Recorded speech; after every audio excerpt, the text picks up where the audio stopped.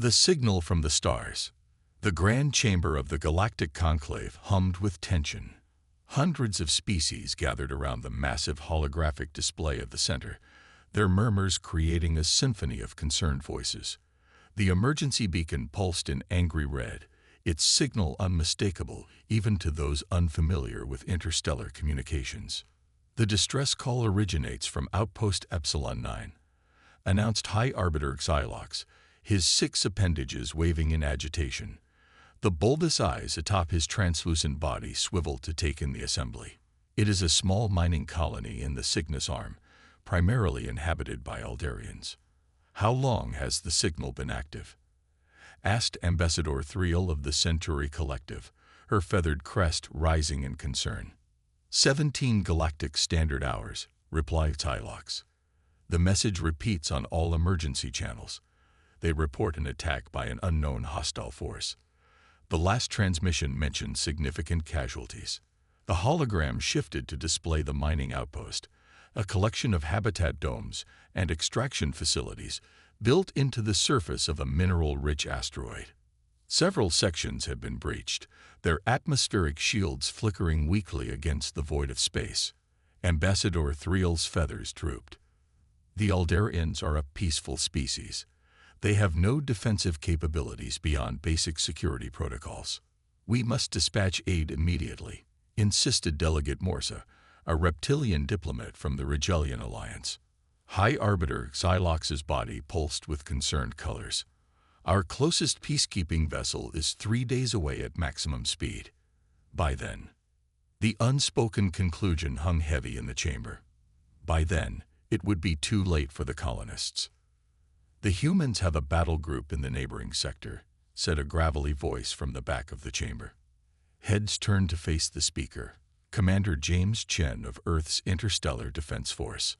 Unlike most conclave representatives who wore the traditional flowing robes of diplomacy, Chen stood in crisp military uniform, his weathered face bearing the lines of someone who had seen conflict firsthand. They're conducting training exercises just 2 light hours from Epsilon 9, he continued. The IDF Avalon could respond within 6 hours. A ripple of unease moved through the gathering. The humans, relative newcomers to the galactic community, had a reputation that preceded them. Evolved on a high-gravity, radiation-bathed planet classified as a death world, they possessed physical resilience and an aptitude for warfare that both fascinated and disturbed the Conclave's elder species. Military intervention is not the Conclave way, Delegate Morsa objected. We resolve conflicts through diplomacy and understanding, not through force of arms. Commander Chen's expression remained neutral, but his voice carried an edge. With respect, Delegate, you can't negotiate with an enemy who's already killing civilians. The Aldarians need protection now, not diplomatic overtures 3 days from now. High Arbiter Xylox's color shifted to a deep blue of contemplation. The humans joined our conclave understanding our peaceful principles, yet we cannot ignore their specialized capabilities in this situation. Let me be clear, said Chen, stepping forward. We're not asking permission to wage war. We're volunteering to protect innocent lives when no one else can reach them in time. That's why Earth joined the conclave, to be part of something greater than ourselves, to help when help is needed. After a tense debate that lasted nearly an hour, the conclave reluctantly approved the human intervention. As Commander Chen departed to transmit the authorization codes, Ambassador Thriel approached him. Your people call yourselves peacekeepers, she said quietly, yet you arm yourselves like conquerors. Chen paused. On Earth, we have an old saying, if you want peace, prepare for war. We hope for the best, but prepare for the worst. That's how we survived our death world, and that's how we'll help others survive too. Captain Maya Rodriguez stood on the bridge of the IDF Avalon, Earth's newest battleship. At 32, she had already distinguished herself in the Proxima Centauri conflict and the liberation of Europa. The authorization from the conclave had come through minutes ago, and she felt the familiar surge of adrenaline that preceded combat operations. All hands to battle stations, she ordered, her voice steady. Engineering, prepare for emergency FTL jump to Epsilon 9 coordinates. The bridge erupted into controlled chaos as her crew, all human, all volunteers, prepared for combat. The Avalon was a marvel of human military engineering. 500 meters of reinforced composite hull, armed with railguns, energy weapons, and a complement of combat drones. It was designed for one purpose: to project force where needed, when needed. Captain, pre-jump checks complete, reported her XO, Commander Alejandro Diaz. The rest of Battle Group Theta is awaiting your command. Rodriguez nodded. Tell them to follow our jump signature. We go in first, assess the situation, and establish a defensive perimeter. Alert medical to prepare for casualties. Aldarian physiology files have been uploaded to their systems. She turned to the tactical officer. Lieutenant Park, what do we know about these attackers? Park's fingers danced across her console. Very little, Captain. The distress call mentioned shadow vessels and energy weapons. No visual confirmation or species identification. Unknown hostiles, Rodriguez mused. Weapons free as soon as we exit FTL.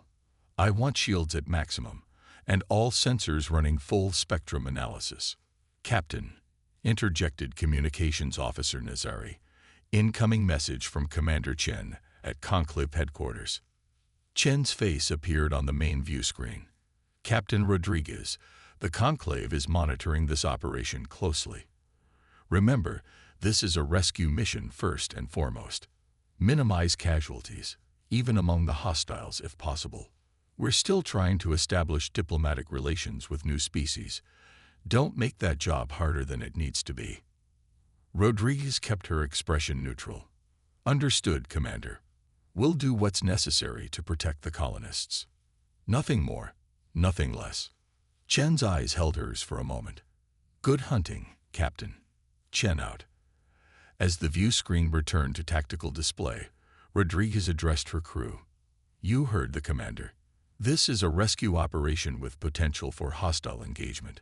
Our priority is saving those colonists, but make no mistake, if whoever is attacking them wants a fight, we will oblige them.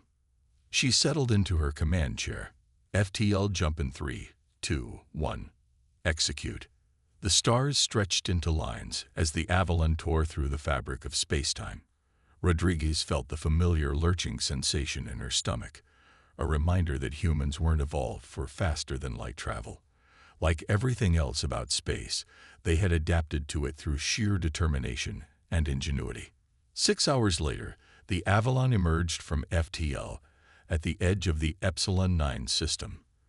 The other ships of Battle Group Theta, the destroyers Sentinel and Harrier, and the medical frigate Florence Nightingale, followed in quick succession. Sensors online, Lieutenant Park announced. Scanning for. She stopped abruptly. Captain, I'm detecting multiple vessels surrounding the mining outpost. Configuration unknown, not matching any species in our database. Rodriguez leaned forward. On screen. The main display showed the mining colony, now visibly damaged with several habitat domes breached. Surrounding it were 7 vessels unlike anything Rodriguez had seen during her career. They resembled elongated black diamonds, their surfaces seeming to absorb rather than reflect light. No visible propulsion systems, no apparent weapons ports, yet the destruction they had caused was evident. Life signs on the colony. Rodriguez asked. Faint readings, Captain, replied Park. Approximately 30 life forms registering as Aldarian, concentrated in the central dome. That's less than a quarter of the colony's normal population. Rodriguez's jaw tightened, and the hostile vessels. No recognizable life signs, Captain, but there's something there. Energy patterns that our sensors can't quite interpret. Before Rodriguez could respond, Nazari called out, Captain, we're being hailed by the unknown vessels. Put it through, Rodriguez ordered, straightening in her chair. The view screen flickered, showing not a face, but a shifting pattern of light and shadow that somehow conveyed sentience. When it spoke, the translation matrix struggled, rendering its words in a metallic, disembodied voice. Unknown vessel. This space is claimed. The weak Rodriguez didn't hesitate. Battle Group Theta, Defensive Formation Delta, Sentinel and Harrier, flank and cover. Nightingale, fall back to safe distance. All hands, prepare for combat engagement. As the Voidborn ships accelerated toward them, Rodriguez felt a strange calm settle over her. This was why humans had come to the stars, not just to explore, but to protect. Born on a world that had tried to kill them at every turn, they had developed a unique perspective on survival and what it meant to fight for others who couldn't fight for themselves. Weapons locked on lead vessel, reported the weapons officer. Rodriguez nodded. Fire. Firepower and fury. The Avalon's main railgun discharged with a subsonic thrum that resonated through the ship's hull. The magnetically accelerated projectile, a 20-kilogram tungsten rod, struck the lid Voidborn vessel at a fraction of light speed, releasing energy equivalent to a small nuclear detonation. For a moment, Rodriguez thought they'd scored a direct hit. Then the tactical display updated, showing the projectile had been somehow absorbed into the black diamond hull, causing minimal damage. "What the hell?" muttered Commander Diaz. "Energy weapons," Rodriguez ordered immediately. "Full spectrum. Let's see what hurts them." The Avalon unleashed its arsenal, plasma cannons, laser arrays, and particle beams, as the Voidborn ships closed the distance. The Sentinel and Harrier joined the barrage, creating a lethal light show against the backdrop of space. "Partial effect with UV spectrum lasers," Park called out. "They're absorbing most energy weapons, but there's degradation in their outer hull when hit with ultraviolet frequencies." Rodriguez processed this information instantly. "Recalibrate all energy weapons to UV spectrum. Continuous fire, don't give them time to adapt." The battle unfolded with terrifying speed. The Voidborn vessels moved with uncanny precision, their own weapons firing beams of absolute darkness that seemed to devour everything they touched. When one such beam grazed the Harrier's port side, it didn't explode or burn. The hull simply ceased to exist where the beam had passed. "Antimatter weapons." Diaz wondered aloud. "Worse," Rodriguez replied. "They're using some kind of localized entropy acceleration. Those beams aren't destroying matter. They're aging it forward billions of years in seconds." As the Avalon shuddered under enemy fire, Rodriguez made a quick decision. New strategy. Park, analyze their attack patterns. They must have some predictable algorithm. While Park worked, Rodriguez opened a channel to the other ships. Theta Group, execute scatter protocol. Random evasive patterns, no predictable trajectories. The human vessels broke formation, each moving in seemingly chaotic paths that would be impossible for conventional targeting systems to predict. It was a distinctly human tactic, embracing controlled chaos as a defensive measure. "I've got it," Park announced after several tense minutes. Their attacks follow a complex but discernible pattern. Uploading evasion parameters to navigation now. Rodriguez nodded. "Forward this to all ships, and prepare a special package for our new friends, ODIN protocol." Diaz looked at her sharply. "Captain, ODIN hasn't been field tested against." "No time like the present, Commander," Rodriguez cut him off. "These beings understand consumption and force. Let's show them humans know something about that too." While the battle raged in space, Rodriguez dispatched a team to the mining colony. Led by Lieutenant Commander Kazuko Tanaka, the squad of 12 Marines boarded a stealth shuttle programmed to exploit gaps in the Voidborn sensor coverage. "Breach team is away," Diaz reported. "ETA to colony 3 minutes. Rodriguez acknowledged the report with a grim nod. The situation was deteriorating rapidly. The Harrier had suffered critical damage, and even with their new evasive patterns, the Voidborn were adapting quickly. "ODIN ready for deployment," announced the weapons officer. "Target the lead vessel and fire," Rodriguez commanded. From the Avalon's bow launched what appeared to be a standard missile. As it approached the void-borne ship, it suddenly split into dozens of smaller projectiles, each containing a quantum resonance device designed to match and disrupt the target's molecular structure. The effect was immediate and spectacular. Where the projectiles struck, the void-borne ship's hull began to dissolve. Its matter-absorbing properties turned against it as the quantum resonance forced its molecules into unstable configurations. "Direct hit," shouted Park. "The lead vessel is destabilizing." For the first time since the battle began, Rodriguez allowed herself a small smile. "Prepare 2 more ODIN packages. Target the remaining attack vessels." Before the order could be carried out, the communications console lit up. "Captain, incoming transmission from Lieutenant Commander Tanaka on the colony." Tanaka's face appeared on screen, her expression haunted even through her helmet visor. Behind her, Rodriguez could see the interior of a habitat dome, its walls streaked with an iridescent substance that seemed to pulse with its own light. "Captain, we've reached the survivors," Tanaka reported, her voice tight.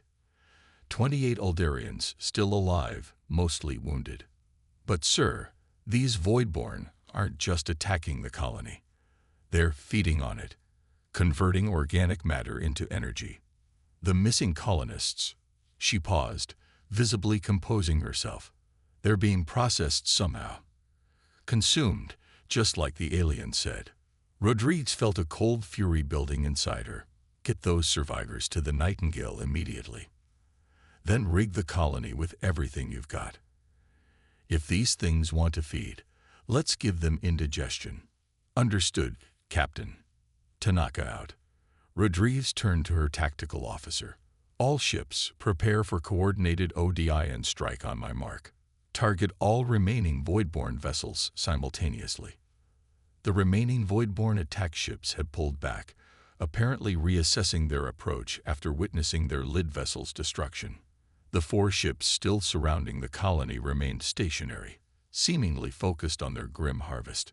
"ODIN packages ready, Captain," reported the weapons officer. "All ships standing by." Rodriguez took a deep breath. Fire. Across the battlefield, the human vessels launched their ODIN packages in perfect synchronization.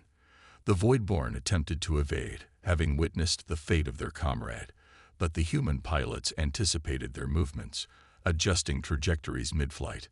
2 more enemy ships succumbed to the quantum dissolution, while the third managed to avoid direct hit but suffered severe damage. The remaining 4 vessels abandoned their positions around the colony and formed a defensive cluster. "They're transmitting again," Nazari announced. The view screen showed the same shifting pattern, but its movements seemed more agitated now. "You are unexpected. Your physical forms suggest fragility, yet you wield destruction beyond your appearance. Explain." Rodriguez stood from her command chair, facing the screen directly. "We come from a world that tried to kill us every day of our evolution. Gravity that crushed, radiation that burned, predators that hunted, diseases that ravage. We survived it all, and became stronger for it. We're humans. Deep-worlders, as you might say, and we don't abandon those who can't protect themselves. Your resistance is notable," the Voidborn responded, "but futile. We are ancient. We have consumed 1,000 species. We will adapt. We will overcome. We will feed." "Not today," Rodriguez replied coldly. "Lieutenant Commander Tanaka. Status." Tanaka's voice came through the comm system. "All survivors evacuated, Captain. Colony rigged and ready on your command." Rodriguez never took her eyes off the alien pattern on screen. "You wanted to feed. Bon appetit." She cut the transmission and gave a single nod to Tanaka's channel. Seconds later, the mining colony erupted in a series of precisely calculated explosions. The habitat domes collapsed inward, releasing not just their atmosphere, but also the contents of the mining facility's antimatter storage containers, directly into the path of the clustered Voidborn ships. The resulting explosion temporarily blinded even the Avalon's filtered view screens. When the light faded, The space where 5 vessels had been now contained only dispersing particles and energy. Direct hit, Park confirmed. No signs of remaining voidborne vessels. A cheer went up from the bridge crew, quickly tempered by Rodriguez's raised hand. Casualties. Diaz consulted his terminal. Harrier lost 17 crew members. Sentinel reports 5. Avalon took minimal personnel losses, but significant structural damage to decks 5 through 8. The Nightingale reports all survivors from the colony are stable but traumatized. Rodriguez nodded solemnly. Establish a defensive perimeter and begin recovery operations. I want a full sensor sweep to ensure no voidborne technology remains active, and prepare a full report for the Conclave. They need to understand what we're dealing with here. 3 days later, Rodriguez stood before the Galactic Conclave chamber, her dress uniform bearing the marks of hasty repairs. Behind her, displayed on the chamber's massive holographic projector, were images from the battle and its aftermath. The beings called themselves the Voidborn, she explained to the assembled representatives. Based on our analysis, they're a non-corporeal species that evolved to consume energy directly, including the bioelectric energy of sentient beings. They don't seek peace, trade, or coexistence, only consumption. High Arbiter Xylox's coloration had settled into a somber gray. And you believe they will return? Without question, Rodriguez replied. Our encounter confirmed they've consumed 1,000 species before. We likely faced only a scouting party. Their main force could be far worse. Ambassador Thriel's feathers quivered with distress. How can we defend against such beings? The Conclave has always prioritized diplomacy over military strength. Rodriguez looked around the chamber, meeting the eyes and sensory organs of dozens of species. With respect, Ambassador, diplomacy works only when both parties desire something other than the other's destruction. The Voidborn see other life forms as nothing but food. You can't negotiate with a predator when you're its prey. What would you suggest, Captain? Asked High Arbiter Xylox. Rodriguez straightened. The Earth Defense Force is prepared to share our military technology and training with all Conclave species.